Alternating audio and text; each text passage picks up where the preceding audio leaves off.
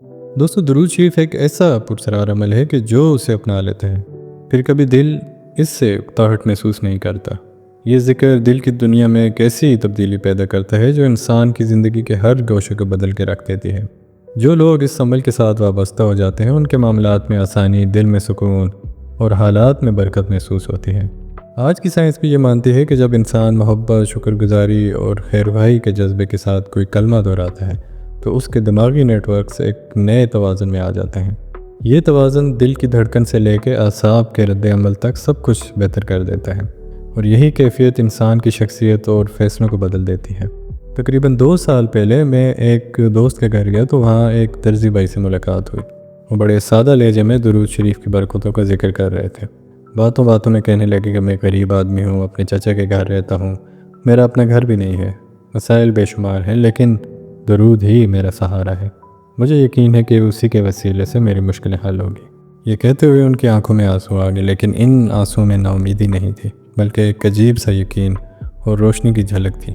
سائنسی زبان میں یہ کیفیت امید اور اعتماد کا نیورل پروگرام کہلاتی ہے، جو دماغ میں ڈوپامائن اور سیروٹونین جیسے کیمیائی پیغامات کو متوازن کر کے انسان کو مصائب کے باوجود پوری امید رکھتا ہے۔ یہ امید ہی انسان کو محنت پہ قائم رکھتی ہے اور آہستہ آہستہ اس کی زندگی کے حالات بدلنے لگتے ہیں۔ میں نے کہا جی بالکل، اور پھر وہ خاص انداز میں درود شریف پڑھنے لگے۔ میرے دوست نے بتایا کہ یہ شخص ہر وقت درود شریف کی تلاوت میں مشغول رہتا ہے، اور اللہ ہی بہتر جانتا ہے کہ اس کے حال پہ کیسی عنایت کی جائے، اور آج وہ اپنے ایک چھوٹے سے بوتیک کا مالک ہے، اور اللہ نے اس پہ بے پناہ فضل فرمایا۔ جو بھی مسائل آتے ہیں کسی نہ کسی صورت حل ہو جاتے ہیں، اور اکثر ایسی مدد بھی نصیب ہو جاتی ہے جسے وہ خود ماورائی غیر معمولی سمجھتا ہے۔ اب یہ ایک مثال ہے، مگر اسی کے ساتھ کچھ اور لوگ یہ شکوہ بھی کرتے ہیں کہ ہمیں تو کوئی خاص کرامت یا ماورائی مدد نظر نہیں آتی، نہ ہمارے مسائل حل ہوتے ہیں اور نہ ہمیں کوئی بڑا فائدہ مل رہا ہے۔ اصل حقیقت یہ ہے کہ دنیا کے ہر عمل، ہر وظیفے اور ہر کلمے کے پیچھے کچھ قوانین اور اصول کار فرما ہوتے ہیں۔ جیسے فزکس میں توانائی کے قوانین ہیں، یا کوانٹم فزکس میں ذرات کی حرکات مخصوص میتھمیٹیکل اصولوں سے جڑی ہوتی ہیں، ویسے ہی ذکر و اذکار اور روحانی اعمال بھی ایک خاص نظم اور توازن کے تابع ہوتے ہیں۔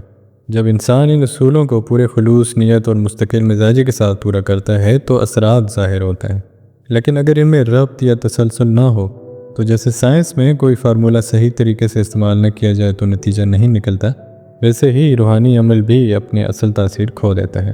کچھ باتیں ایسی ہیں جو درود شریف کے ساتھ جڑ کر ہی اپنا پورا اثر دکھاتی ہیں۔ جب تک وہ شامل نہ ہو، اس ذکر کی اصل طاقت اور غیر معمولی مدد انسان کو حاصل نہیں ہوتی۔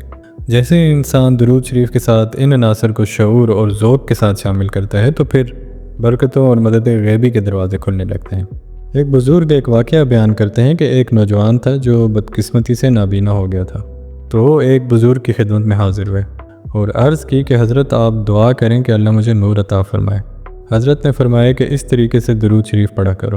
اس نابینا نوجوان نے اسی انداز میں کثرت کے ساتھ درود شریف پڑھنا شروع کیا، اور ساتھ وہ اوصاف بھی شامل کیے جن پہ حضرت نے توجہ دلائی تھی۔ کچھ عرصہ گزرنے کے بعد اللہ تعالیٰ نے اس کی بینائی لوٹا دی۔ تو دوستو یہاں یہ نقطہ سمجھنے والا ہے کہ درود شریف کے ساتھ پہلی شرط جو غیر معمولی مدد اور فیضان کا دروازہ کھولتی ہے وہ ہے پختہ یقین اور مثبت سوچ۔ سائنسی زبان میں یہی وہ نفسیاتی اور اعصابی کیفیت ہے جسے بلیف ایفیکٹ یا پلیسیبو رسپانس کہا جاتا ہے، جہاں دل و دماغ کا یقین انسانی جسم میں ایسے کیمیائی اور عصبی اثرات پیدا کرتا ہے جو شفا اور بہتری کی طرف لے جاتے ہیں۔ کوانٹم فزکس میں بھی یہ بات ایک تمثیل کے طور پہ سمجھی جا سکتی ہے کہ جیسے مشاہدہ ذرات کی حالت کو متعین کرتا ہے، ویسے ہی انسان کا یقین اور اس کی ذہنی کیفیت اعمال کی تاثیر کو طے کر دیتے ہیں۔ جب یقین مضبوط اور سوچ مثبت ہو تو درود شریف کی برکتیں بھی کئی گنا بڑھ کے ظاہر ہوتی ہیں۔ اللہ تعالیٰ کا فرمان ہے، اے میرے بندے میں تیرے گمان کے مطابق فیصلہ کرتا ہوں، یعنی تو جیسا میرا گمان رکھے گا میں ویسا ہی معاملہ کروں گا۔ ایک بزرگ فرماتے ہیں کہ انسان کا یقین اس کی زندگی کا رنگ طے کرتا ہے۔ اگر تم اللہ کو رحیم سمجھو گے تو تمہیں اس کی رحمت کا فیضان ملے گا۔ اگر سخت گیر تصور کرو گے تو زندگی تمہارے لیے سخت بن جائے گی۔ اگر تم اللہ کو معبود مان کے اس کی عبادت میں ڈوب جاؤ گے تو بندگی کے ذوق سے فیض پاؤ گے، اور اگر اللہ کو رازق سمجھو گے تو رزق کے دروازے کھلیں گے۔ تم جس نام اور جس صفت کے ساتھ اپنے یقین کو جوڑو گے، زندگی میں وہی رنگ ابھرے گا۔ حقیقت یہ ہے کہ ہم میں سے اکثر درود شریف کو صرف زبان سے دہراتے ہیں مگر دل میں یقین اور ایمان کو شامل نہیں کرتے۔ یہی وجہ ہے کہ اس کی اصل تاثیر ظاہر نہیں ہوتی ہے۔ میں نے خود ایسے لوگوں کو دیکھا ہے جو درود شریف پڑھنے والوں کے پاس جا کے پوچھتے ہیں کہ تمہیں کوئی خاص فائدہ یا غیبی مدد ملی، لیکن یہ سوال اس تک بے معنی ہو جاتا ہے جب پڑھنے والے کے اندر یقین ہی موجود نہ ہو۔ جدید سائنس بھی اس بات کو تسلیم کرتی ہے کہ یقین اور نیت کا اثر انسانی دماغ اور جسم پہ براہ راست پڑتا ہے۔ نیورو سائنس میں اسے بیلیف ڈریون نیورو پلاسٹیسٹی کہا جاتا ہے، یعنی انسان کا عقیدہ اور توقع دماغی نیٹ ورکس کو اس طرح سے ترتیب دیتا ہے کہ وہ جسم اور رویے پہ حقیقی اثر ڈالتا ہے۔ اگر یقین کمزور ہو تو لفظ صرف آواز بن کے رہ جاتے ہیں، لیکن اگر یقین پختہ ہو تو یہی الفاظ توانائی اور تبدیلی کا ذریعہ بن جاتے ہیں۔ ایسے لوگ جو درود شریف پڑھنے سے پہلے دوسروں سے یہ پوچھتے ہیں کہ تمہیں کوئی خاص فائدہ ملا، اور پھر اسی جواب کی بنیاد پہ یہ طے کرتے ہیں کہ پڑھنا ہے یا نہیں، وہ دراصل یقین کی پہلی شرط ہی کھو دیتے ہیں۔ اب بتائیے، جس کے دل میں اس طرح کا شک اور آزمائش کا رویہ ہو، اس کے لیے غیبی مدد کہاں سے آئے گی؟ غیب کی مدد ہمیشہ انہی کو عطا ہوتی ہے جن کا ایمان غیب پہ اٹل ہوتا ہے، جن کے یقین کو دنیا کی کوئی مخالفت یا حالات کی کوئی سختی روک نہیں سکتی۔ درود شریف کی تاثیر کا سب سے گہرا تعلق ایمان اور یقین کے ساتھ ہے۔ اگر یقین نہ ہو تو درود زبان کی مشق تو بن سکتا ہے، مگر دل اور حالات پر اس کی روشنی ظاہر نہیں ہوتی۔ جن لوگوں کی زندگی درود کی برکت سے بدلتی ہے، ان کے مسائل حل ہوتے ہیں اور حالات میں آسانی پیدا ہوتی ہے۔ وہاں دراصل پس پردہ ایمان کی طاقت کام کر رہی ہوتی ہے۔ یہ ایمان ہی وہ قوت ہے جو انسان کے دل و دماغ کو ایک خاص ہم آہنگی میں لے کے آتی ہے۔ جدید سائنس میں بھی یہ بات بار بار سامنے آئی ہے کہ جب انسان کسی چیز پہ مکمل یقین کے ساتھ توجہ مرکوز کرتا ہے تو دماغی نیٹ ورکس اور جسمانی رد عمل ایک نئی ترتیب میں آ جاتے ہیں۔ یہ ترتیب نہ صرف ذہنی دباؤ کو کم کرتی ہے بلکہ فیصلوں میں وضاحت اور توانائی پیدا کرتی ہے۔ یقین اور دعا کے تعلق کو سمجھنے کے لیے تاریخ کا ایک روشن منظر یاد آتا ہے۔ جب حضرت موسیٰ علیہ السلام نے اللہ تعالیٰ کے حضور دعا فرمائی کہ فرعون اور اس کے لشکر جو بنی اسرائیل کو ستا رہا ہے اسے غرق کر دے، تو وہی ہوا۔ یہ واقعہ ہمیں بتاتا ہے کہ دعا اور ذکر کے پیچھے جب ایمان کا ہاتھ ہوتا ہے تو غیب کی مدد واقعات کا رخ بدل دیتی ہے۔ یہ محض اتفاق نہیں بلکہ ایمان اور دعا کی وہ توانائی ہے جس نے ایک عظیم تاریخی واقعے کو جنم دیا۔ اللہ تعالیٰ نے اگلے ہی دن حضرت جبرائیل امین کو وحی کے ساتھ حضرت موسیٰ علیہ السلام کے پاس بھیجا اور فرمایا کہ تمہاری دعا قبول کر لی گئی ہے، فرعون اور اس کا لشکر غرق کر دیا جائے گا۔ دعا قبول ہوئی اور وحی آ گئی، خوشخبری سنا دی گئی۔ لیکن سوال یہ ہے کہ عمل کب ظاہر ہوتا ہے؟ دعا کی قبولیت کا عملی مظاہرہ کب سامنے آیا؟ فرعون اور اس کا لشکر کب دریا میں ڈوبا؟ یہ خیال حضرت موسیٰ علیہ السلام کے دل میں بالکل نہ آیا، کیونکہ یقین نبوت کی شان ہے اور صبر و ثبات نبوت کا جلال ہے۔ علم یقین کے ساتھ نبی یہ جانتے ہیں کہ جب اللہ نے قبول فرما لیا تو یہ اللہ ہی کا اختیار اور حق ہے کہ وہ اس کو کب ظاہر کرے، چاہے 40 سال گزر جائیں، یقین میں ذرا بھر کمی نہیں آئی۔ حضرت موسیٰ علیہ السلام کا یہ یقین تھا کہ اللہ جب چاہے گا جیسے چاہے گا اس وعدے کو پورا کر دے گا۔ بندہ اس وقت اور انداز کو متعین کرنے کا حق نہیں رکھتا، یہ صرف اللہ کی شان ہے۔ سائنس کی زبان میں یہ کیفیت delayed gratification with absolute certainty کہی جا سکتی ہے، یعنی وہ یقین جو تاخیر کو بھی شک میں نہیں بدلنے دیتا۔ آج کے نیورو سائنس کے مطابق جب انسان کا یقین پختہ اور دیربا ہو تو دماغ کے پریفرنٹل کورٹیکس اور لمبک سسٹم کے درمیان ایک ایسا توازن قائم ہو جاتا ہے جو بے صبری اور اضطراب کو کم کرتا ہے۔ یہی کیفیت نبیوں کی صفت ہے کہ ان کے یقین کو وقت کے گزرنے سے بھی کوئی فرق نہیں پڑتا۔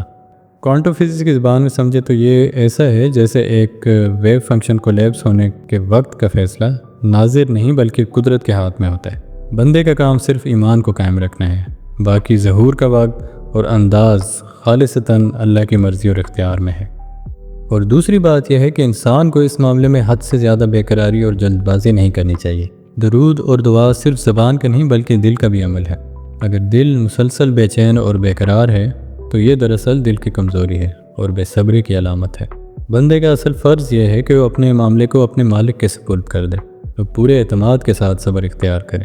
جب انسان جلد بازی نہیں کرتا اور فیصلے کے اختیار کو اللہ پہ چھوڑ دیتا ہے تو اس کی دعا اور درود اللہ کے بارگاہ میں اور بھی زیادہ قبولیت پاتا ہے، کیونکہ یہ ثابت ہوتا ہے کہ بندہ حقیقی وفاداری اور اخلاص کے ساتھ اپنے رب کے در پہ جھکا ہوا ہے۔